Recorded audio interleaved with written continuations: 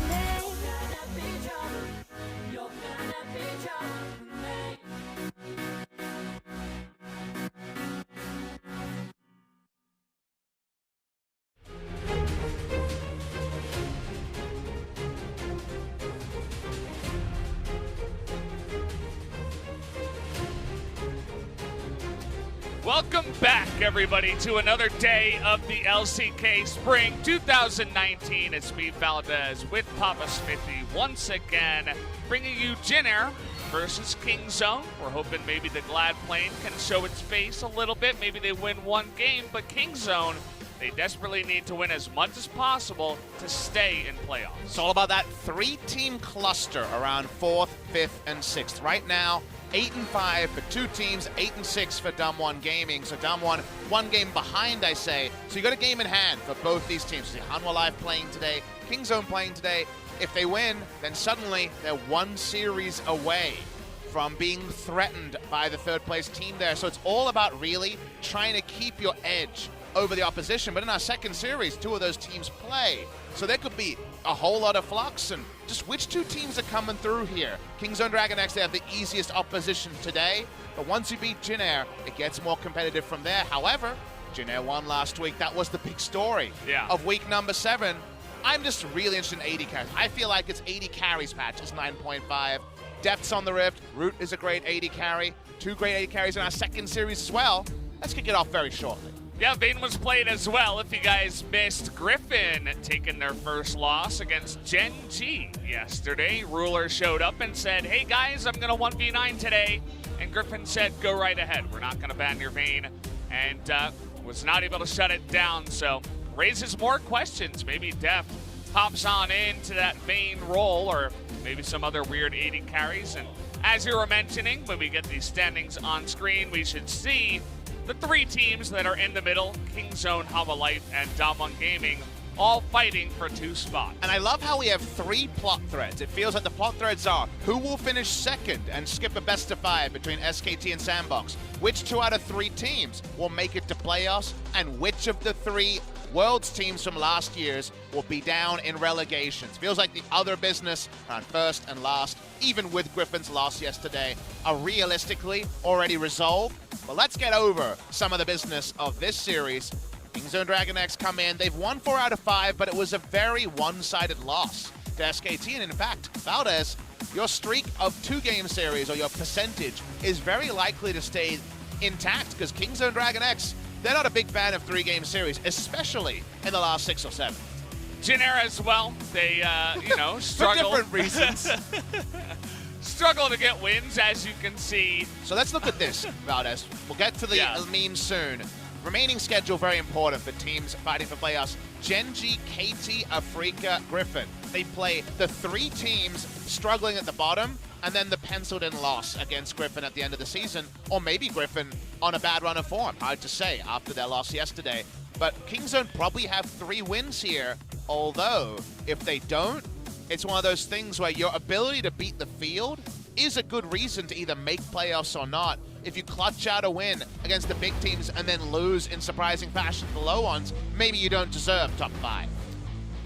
Pino mentioned recently in the interview with Ashley Kong that he was telling his teammates, if only we had won that game against Kingzone, maybe we would have been in a better spot to even make playoffs. But, you know, that's not really their reality now, but that's going to be the next matchup for Kingzone after this one. So they're going to be up against a feisty Gen G looking for revenge, which is also quite interesting. Take a look at some stats. Obviously, Jin Air will not have the best, but gold difference at 15 for week 7 seemed to be the best here for Kingzone. And honestly, Valdez, extending your point about Gen G have like a real objective to play for, which is getting out of bottom 2.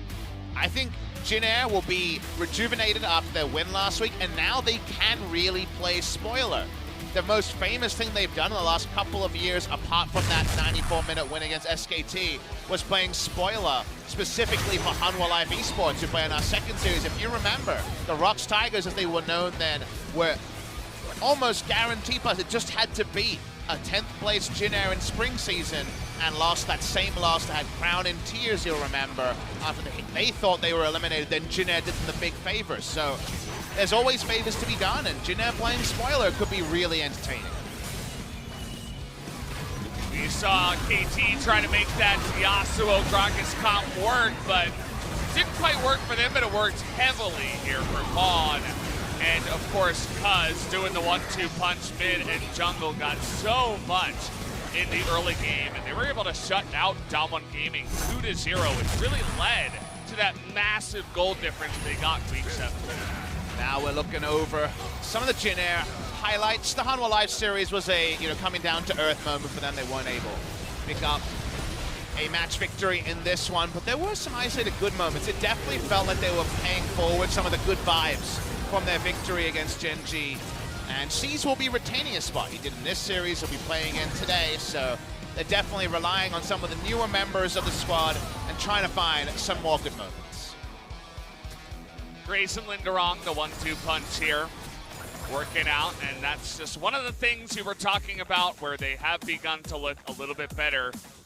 Now we look at damage percentage, and Grace has first place out of mid laners, I would imagine, and that's a really strange stat for a guy on Jin Air, but I would have to imagine it's because the rest of his team is struggling to output damage, whereas Grace has been one of those shining lights on Jin Air nowadays. It's definitely not a stat that necessarily means something significant. It just tells you that he's been tasked to play kind of those hard carry champions, maybe some more Azir, some more champions where he has to shoulder a lot of damage percentage because not coming from elsewhere. The mid lane meta isn't high damage mid laners right now. It is much more about pick, much more about utility. We'll see if things change right here. We'll introduce Kingzone DragonX first. It is the roster you would expect coming out at game number 1 on in the mid lane, of course. He's still playing the fun champions. The Yasuo looked pretty good for him. Second time out. That wasn't up against a Jin Air or a Gen G or one of those lower teams. It was up against Dom1, one of the teams that they were fighting to jockey for position in the playoffs. So you can look good up against one of those teams that, you should be on a similar level with. We would have to expect that they will come in here tonight as the favorites. Definitely expect them to be favorites, but what does that tag mean this week? We almost had 2 monumental upsets just yesterday, Valdez. KT took down game 1 in the Telecom War. It ended up being an SKT victory, but a hard-fought one. Overall, here's Jin Air, fresh off their victory over FLICKR last week. Mislabeled as Gen G, was FLICKR, of course. Roster comes out, and there is going to be a Jin Air lineup here that is something to think about, and I think bot lane is usually where I expect the most from them, while Grace's been the player that I think's had the most consistent performance. Root's been there alongside him, and some of his pop-off moments have been the big highlights of Jin Air this year.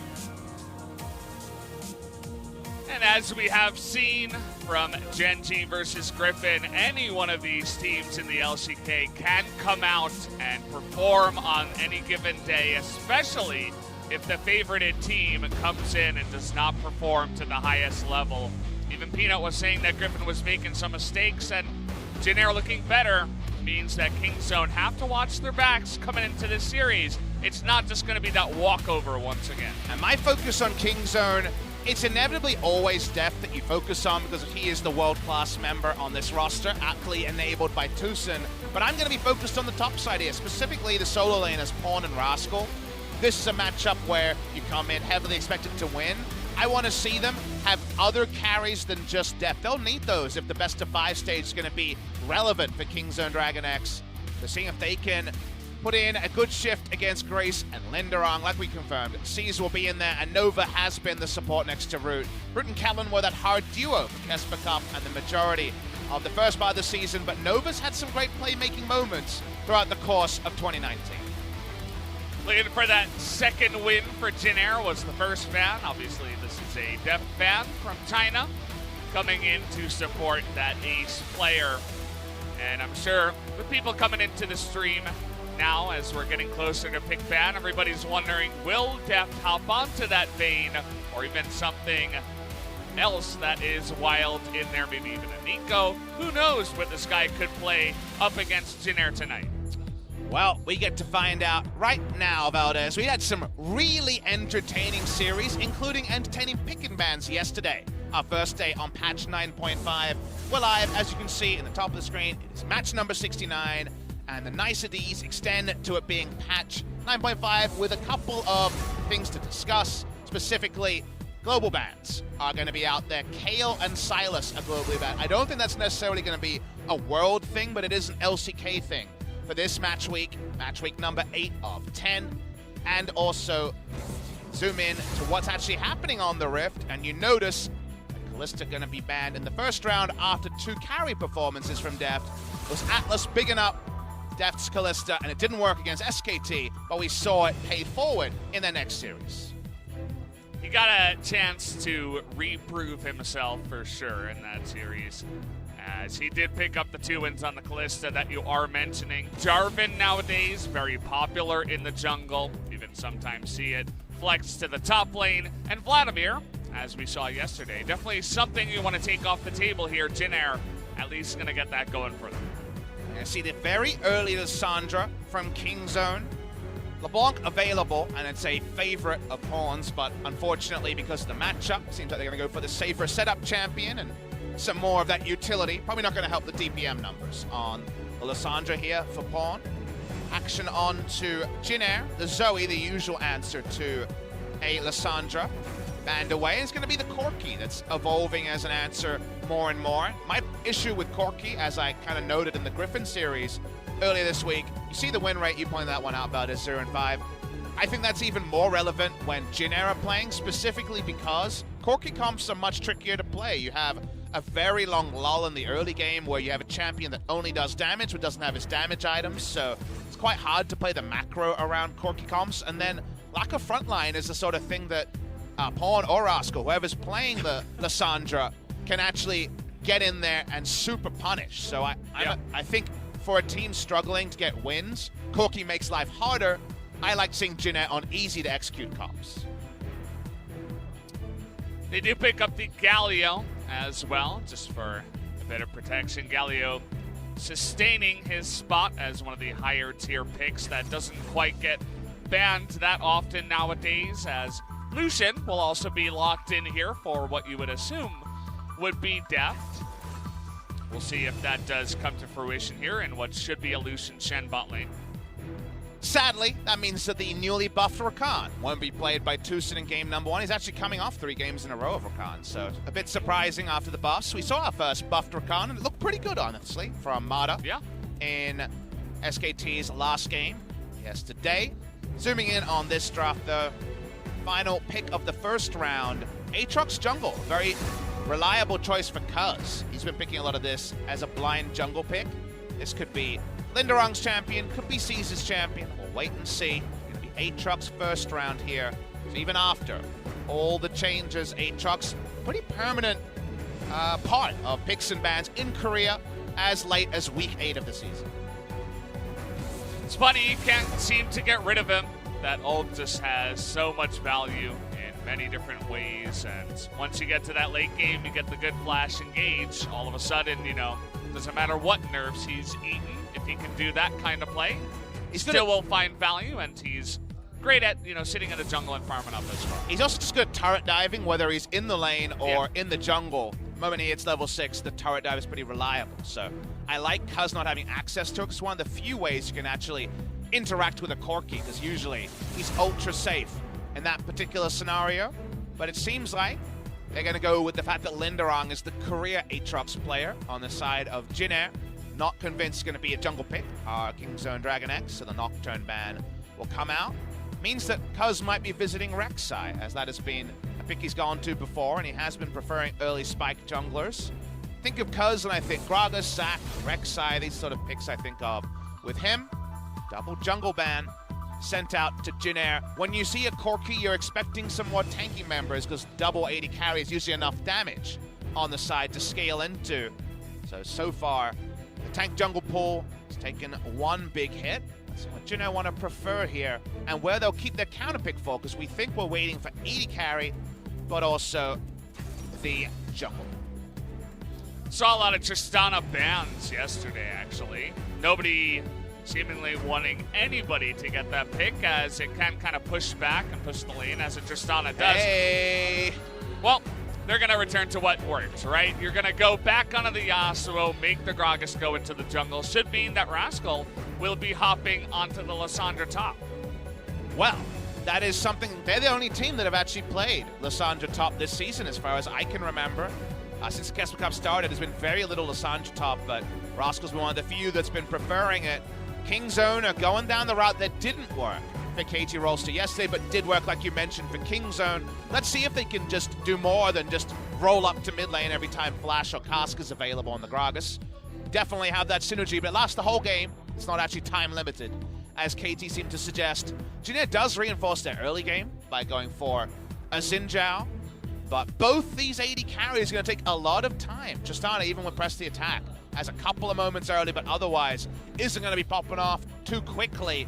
And we remain skeptical that Jin Air can actually stay competitive in the game till their Corki and Tristana have 3 items. They're going to need to sit back and not lose too much. Playing a lot of Corki and playing a lot of against Yasuo Gragas, it can be hard to dodge that cask with the Valkyrie, even if you're really quick. Just the radius of that cask will catch you, and that means that the Yasuo will be on top of you. Not the easiest to spec into a bunch of armor as well on the Corki, who could get a Hex Drinker if it's up against magic damage, but not the case when you're going up against Yasuo. And there's just no way to disengage Gragas Yasuo. Even if you have a couple of picks to think about it, you might get there, but it's tricky when you have no picks to think about it, because it's the second round of picks together. It's becoming kind of a feared duo if you can shield the info. Early Gragas, early Yasuo, you're like, okay, this could happen. But when it's a late second round duo, I'm liking that on the blue side. It's a way to warp a draft, because you have one pick to work out a pretty huge disengage problem. Like, do you just take a Bard and try to self-ult? Like, there's not a lot of interactivity about it, so I see a pretty squishy duo of DPS threats, and then Gragas Yasuo, and you worry for Jin Air Greenwings, because the Glad Plane might be grounded once again. See if they can make it work here, jumping into match 69 of LCK Spring. Let's do it.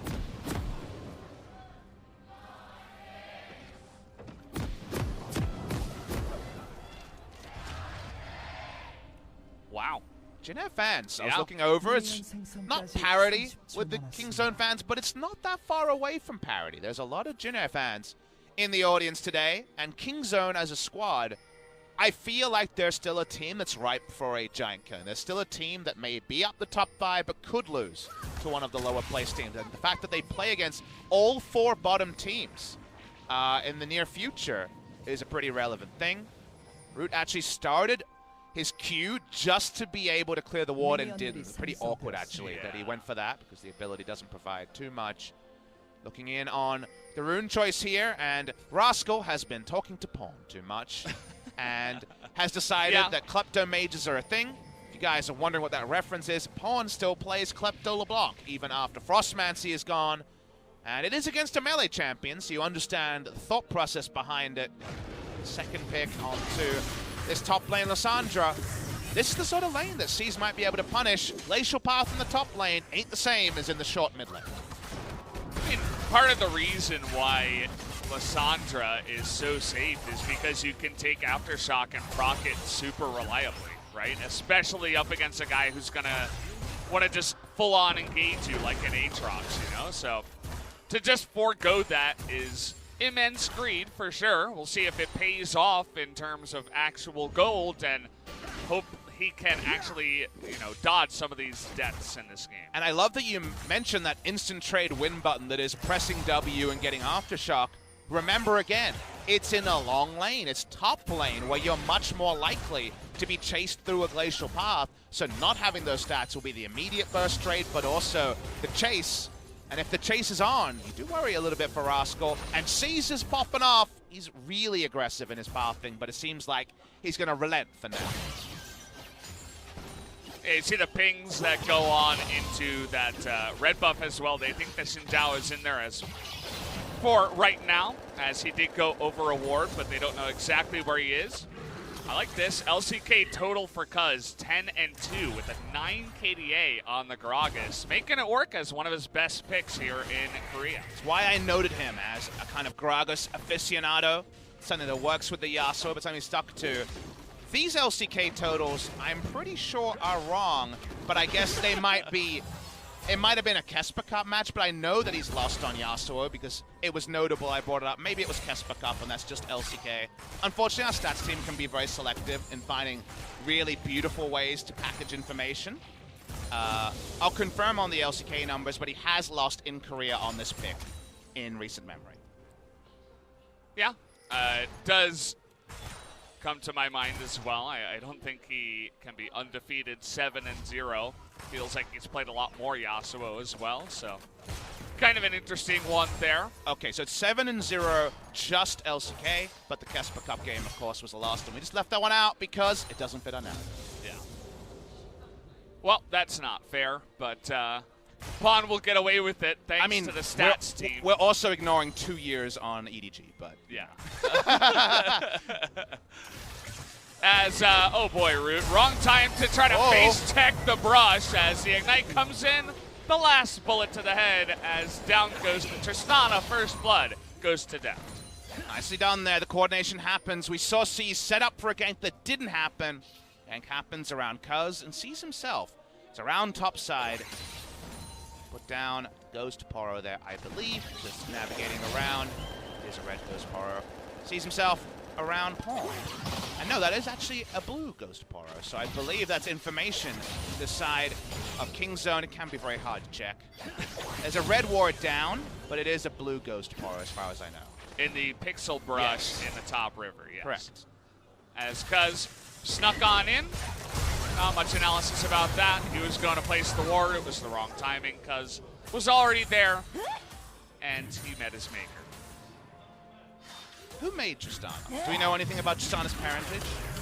I don't follow the lore. I didn't think he'd be one of those guys. But as you can see, if you're Lissandra and you don't have Aftershock, people actually do damage to you. Who would have thought? And actually, Aatrox has the double whammy of also having healing reduction for the ultimate. So that's not even a Aftershock-esque move. Interesting.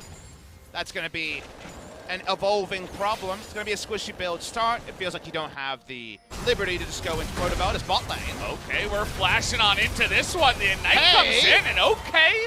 Trading one back are Root and Nova.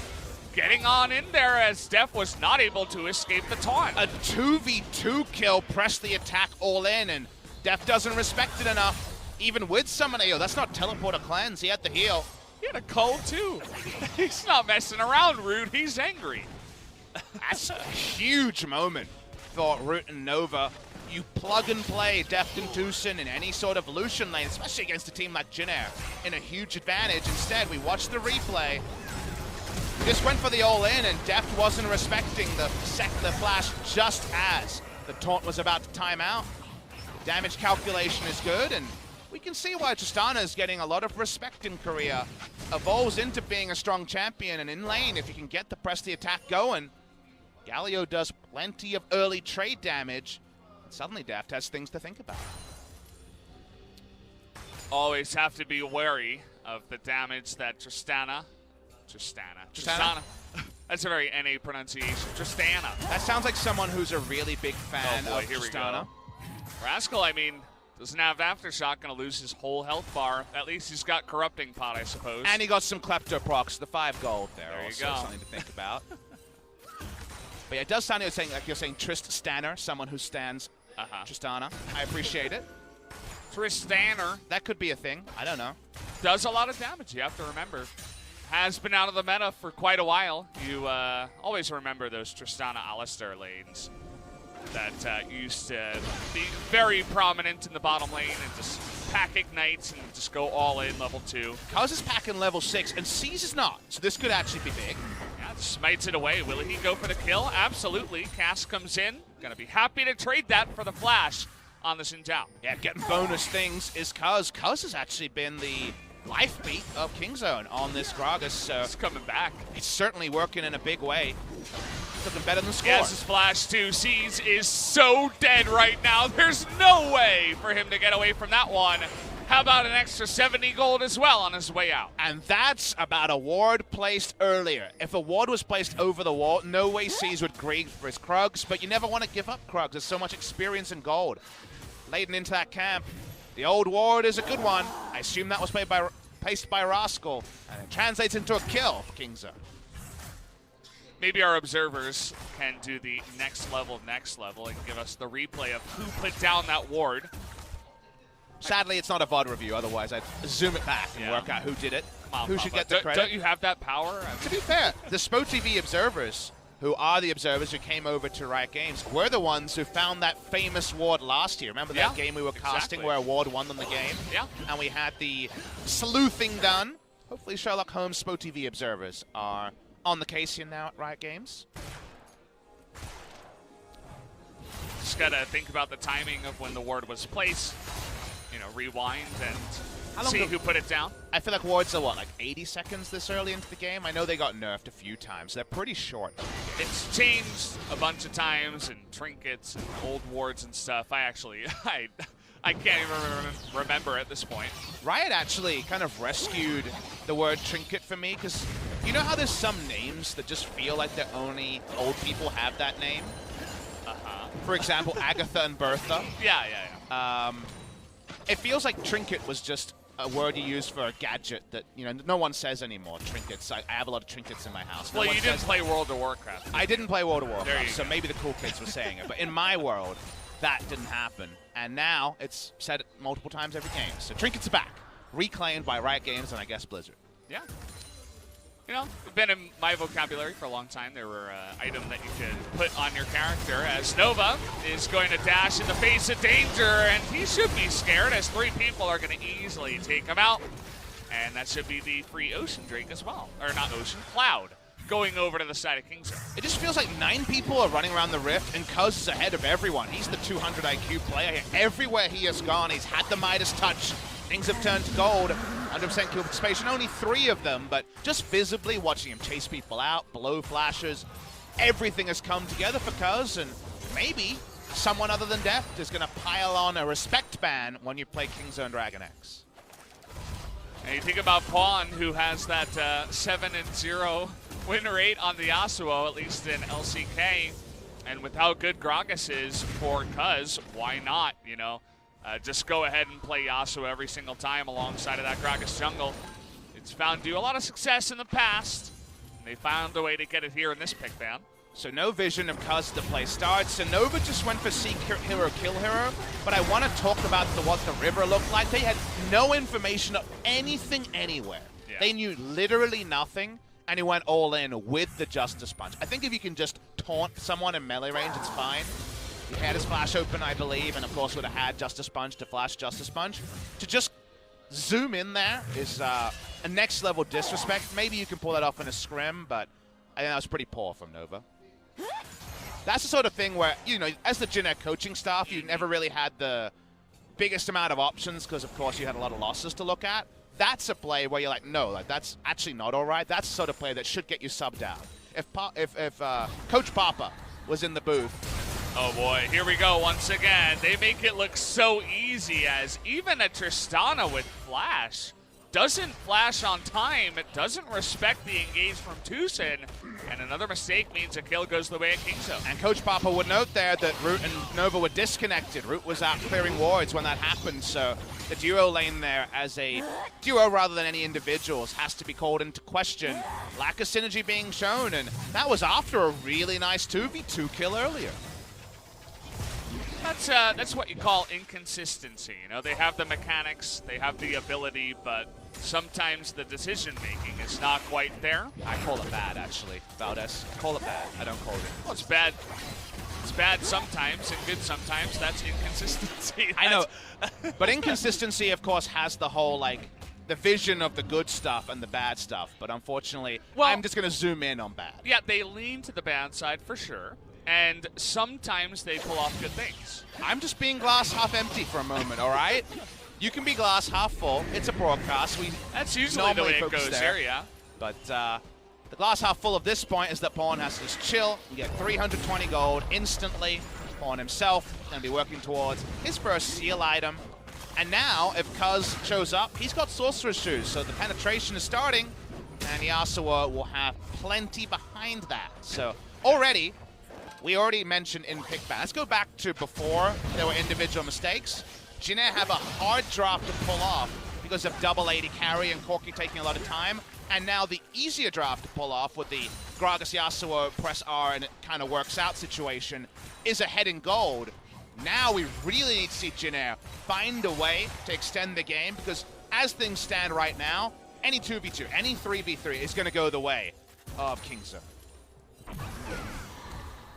Dead slowed, doesn't flash. It was a nice taunt flash. Like, yes, you sure, could have you flashed gotta respect there. that, you know? Agreed. If you're flashing every threatened taunt flash, then things get tricky. So, again, Root could have got out there, and I think it's fine to be results-orientated. But against Gragas and Shen, with their ability to extend at the last moment, even Jarvan, I can't always fully criticize, because if you flash every time, it's actually wrong. If you don't flash every time, it's also wrong. Grace, the one shining light so far on this Jin Air team, steals the Rift Scuttle and is going even with the Yasuo in the mid lane. So props to him, showing that he doesn't only play the Syndra and is finding success on other champs. And Lindarang has also been emboldened to go pretty aggressive build. Youmu's not seen so much on Aatrox in Korea, but will be rushed in this game with the Merc Treads because he knows he's doing damage and lethality feels good. The reason you don't go Youmu's usually is because you have to deal with all the flat armor and MR that Aftershock provides. No flat armor and MR means happy to go the penetration route as 640 gold in plates compared to 0. That's a nice advantage. Cuzz just shows his face, and Grace has to respect that, so he backs away. Mid-turret already going the way here, trying to bait this one in as Nova is disengaging. Who's coming? Here. It's your boys. Yeah, they're both on top of each other. I thought it was only Yasuo, actually. Everybody's getting on in here. The taunt in the bottom side. Z's is going to go down. There's that cast. No follow-up, as Last Breath is already going to be used here. And the follow-up here from Jin Air is going to push KingZone away, so that at the end they only get that one kill on Xinjiang. If we're always going to praise the big plays with your R buttons on Yasuo Gragas, that one was actually super disconnected from the side of KingZone. It was a body slam opening to save the ultimate, but Yasuo took the ult on one person, so when you hold on to the cast to use it for CC, there was no Yasuo, so it was actually no threat when the Gragas ult went out, so they should have held on to Last Breath till after they saw some flashes, then launched up with the cast, but instead they spam the R button, it doesn't work, and KingZone only really exit with the Mountain Drake. Get the one kill as the dive comes in here with the help of everybody else. But if you watch this, it's just body slam flash onto one.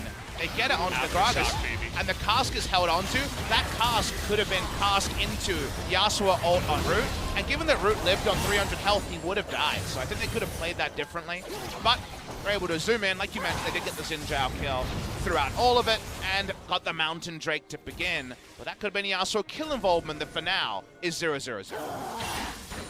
Yeah, you know, he uses it on the one tank that had an aftershock. I mean, he's not really a tank. He is the support Galio, but very tanky with that rune. So obviously not going to be able to output enough damage to get that kill. Novi even keeps his flash after that one, so wasn't scared in the least.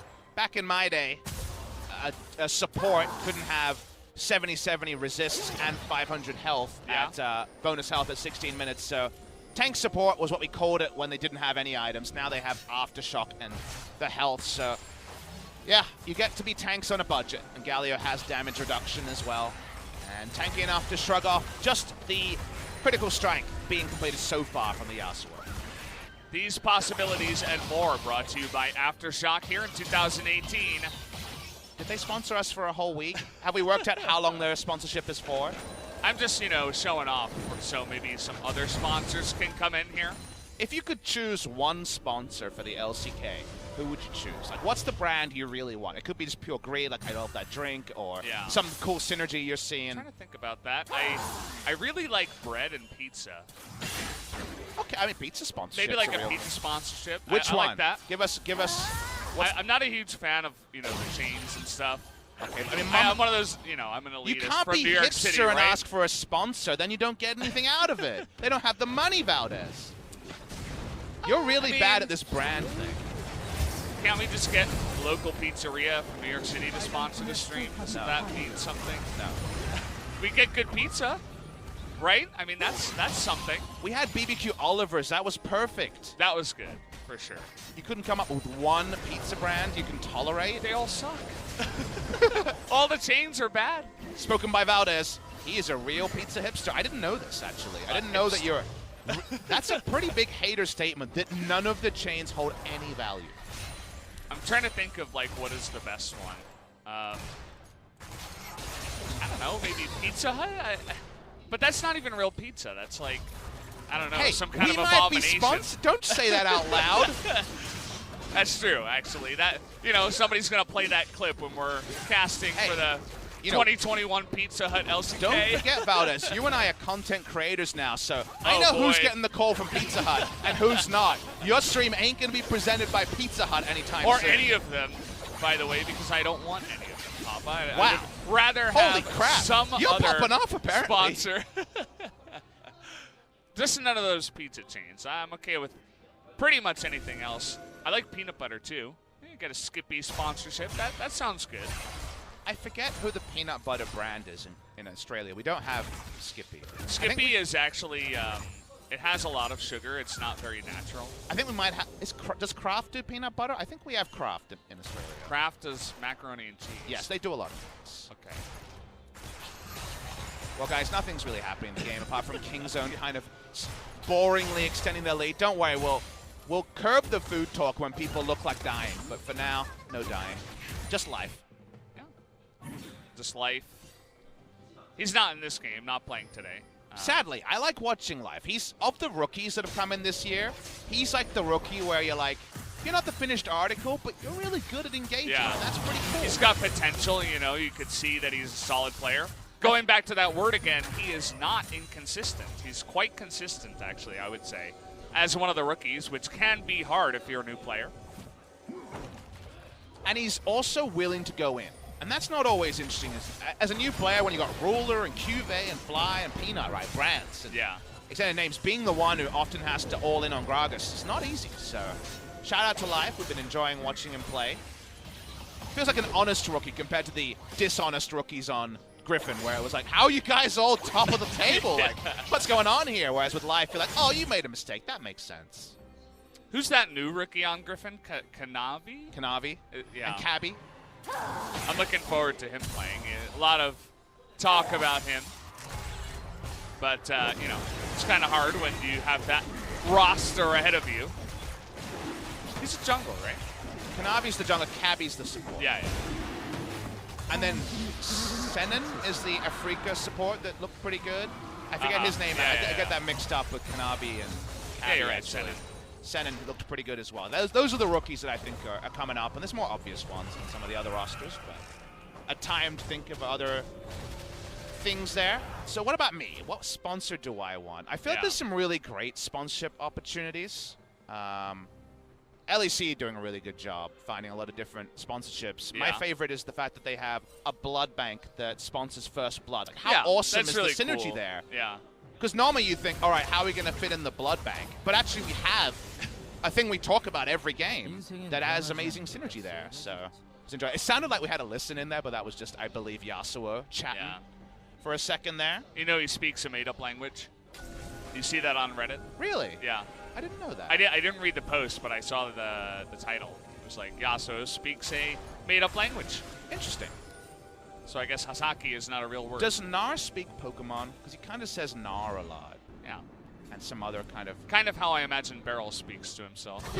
I'm the same. Beryl's a Pokemon name. He is, yeah. Who else? Or a medicine, as I think you were pointing that out, right? You apply some Beryl to the ankle. And it's definitely an ointment, right? It's an ointment. Yeah, it's not a medicine. Oh, fighting, maybe. He's got Aftershock, but it doesn't seem to help him out this time, as you can see that C's just left his teammate all alone, and he was dead, 100%. Was that fighting, or was that just bullying? It seemed more like bullying. They just kind of hit someone. It was a pinata situation. Yeah. The Galio pinata was exploded. Gold was given. Not enough gold. They want to go find some other pinatas. Kingstone's onto the Baron, and Jin Air, they haven't explored this territory in a while. They're going to lead with their faces, and for now, no one's jumping over the wall. Seen the whole way as they do come in. Just going to ult C's here before that Tristana ultimate can come in. And how about the damage from Gragas too? Pawn also trying to go 1v2 up in the top side. As Jin Air is going to get away, but Kings don't get away with the Baron. That was some really good goaltending as well. There was no chance of a Baron steal there for Jin Air. So while it looked bold, if you look at the mini-map, the actual action was well done from the side of Kingzone. Deft somehow has 4 kills, even though I remember him dying earlier in the game. So he's been the one picking up the kills that we've been ignoring. Watch the replay here, and you think about how could this have been stolen, and then suddenly stun onto C's, back onto C's again, and the Gragas Yasuo combo gets damage and threat onto the other people, so there was never going to be a Baron steal here. Well played by Kingzone DragonX. So Cuzz, he got the assist on the Galio kill before the Baron. Bought his Dark Seal right before that. He only got the 1 stack. He just went back and finished his Magi's after the Baron. Not wasting any time with that one. That might be the most Mana Magi's moment I've seen in years. Yeah. If you have the 4 or 5 stacks, you can spend the gold, but he spends 1050 gold on Magi's, which gives him precisely nothing just because he's playing against Jin Air, and in his mind, he's already won. Hey, you get double stacks, right? You need to build it up he sooner. He got 2 AP for 1,000 gold! And I guess the 20 AP from the item, but... well. Here's Lindarang, okay, trying to go for a flank here. Everything's going to miss, kind of, as Lindarang is going to get bopped on the backside. Sees, disappears with the cask, and see you later, Grace, too. Extremely one-sided, more stacks going to go the way of Cuzz's Magi's, as Jin Air cannot stop the onslaught. And stacks upon stacks of threat towards Jin Air has made them pretty unable to ever get a foothold in this game. The Mana Magi is somehow more disrespectful to Jin Air than us talking about pizza for half the broadcast. Kingzone back away. Able to get over the wall there, interestingly. And from there, they can walk over, they can regroup, they can get more gold, and the gold lead is already over 10,000. Even the observers showing it, being like, really? Yeah, 7 stacks now. Do you reckon that's the head observer, our good friend? I actually don't know what his broadcast name would be. Jonah Strong, let's call him that. Strong. We'll throw that out there. Call him Jonah, I guess. We can make that his English name. How about his English name is call him Jonah? Call him Jonah? Yeah. Okay. Call him Jonah. We see Lindarang on a big flank, and look, they definitely have something that from ahead is a nice proactive initiation duo. And in another game, you see Corki and Tristana doing damage behind this initiation. Instead, Cuzz says, well, now your front line's flanking, so just turns on the rest of the members. He's styling, he went golden, he's feeling golden, but will he get more than 10 stacks? Odds are yes. He got the 1 kill and 1 assist, which builds up 6 more. That would have only been 3 stacks with the Dark Seal, so I see where he's coming from with that purchase. Yeah, but he could have had like an Oblivion Orb and done way more damage. That doesn't look nearly as cool. He's all about looks here. Cuzz is definitely just skin deep for this particular game number 1. And, you know, you want to point out that he's doing something wrong, but given how the game is going, it's hard to say too much. We'll gain the zoom out here. King Zone loading up. Oh boy, Tornado hits here, and the cast does insane damage as Seize doesn't exist in this game. Yasuo killed the Tristana too, somehow in the backline there. Guess it was the Ignite that eventually took away the rest of Jin Air. A half-hearted clap from the crowd as looks like King Zone should be able to pick this one up. Cuzz wants the stacks, not going to get it onto the core key, but you're right, around 27 minutes, 12-1. Those are probably the odds that Jin Air would win the series, and they seem well-founded. Oh, they're going to go for the kill as Grace will go down, but 3 members are going to bite the dust. Worth it, for sure. And you notice the most important thing about that dive. Gragas with Medjay says, nah, I'm good. I'm going to kill the game. He's not going to give up his stacks, stacks upon stacks, and everyone with a bit of an amused smirk onto the faces of King Zone DragonX. They're feeling good about it, and unfortunately for Jin Air, some of those old feelings of series that don't include the FLICKR one are coming back to memory. That was definitely a game where a lot went wrong outside of one moment, and they got too far behind and essentially just said, well, we can't win this one. We're too far behind. We have a comp that needs to scale and get decently ahead or far enough into the game where they actually begin to do damage.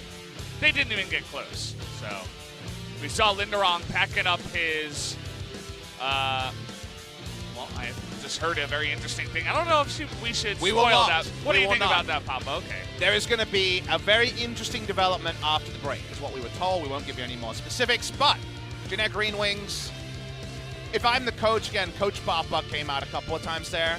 I look at the bot lane and I'm like, something has to change here, so I think for sure you make a substitution there.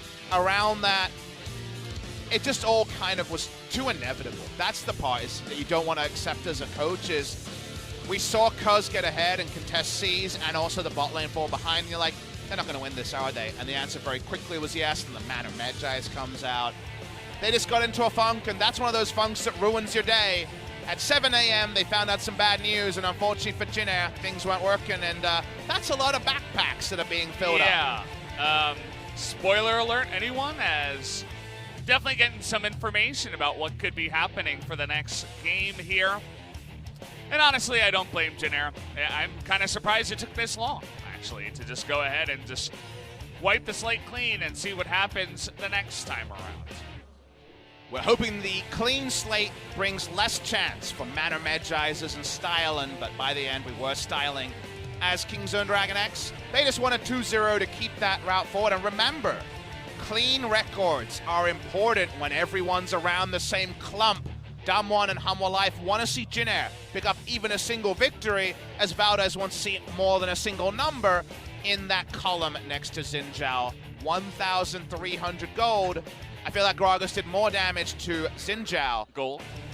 Yes, damage dealt. I think Gragas did more damage to Xin Zhao than Xin Zhao did to the entire enemy team. Oh, yes, definitely. Maybe 2 or 3 times over. I mean, because the jungle difference in that game was mind-blowing, right? That was actually kind of sad. My team's Xin Zhao. Definitely. Kind of looked like Griffin's one as well the other day. That kind of just sat back and did nothing. So, guys, we're going to take a quick commercial break before we do get to game number 2. Join us for the fiesta that will come next.